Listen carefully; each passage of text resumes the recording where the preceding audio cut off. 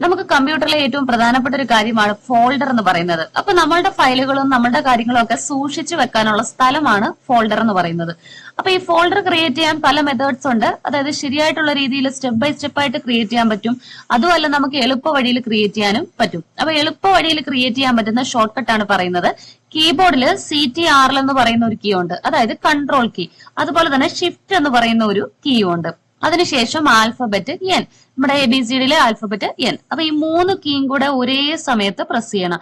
അതായത് ഒരു ഫിംഗർ കൊണ്ട് കൺട്രോൾ കീയും ഒരു ഫിംഗർ കൊണ്ട് ഷിഫ്റ്റ് കീയും അടുത്ത ഒരു ഫിംഗർ കൊണ്ട് ആൽഫബറ്റ് N കൂടെ പ്രസ് ചെയ്യണം. അപ്പൊ ഈ 3 കീയും അറ്റ് എ ടൈം പ്രസ് ആയിരിക്കുമ്പോൾ നമുക്ക് പുതിയ ഫോൾഡർ ക്രിയേറ്റ് ആവും.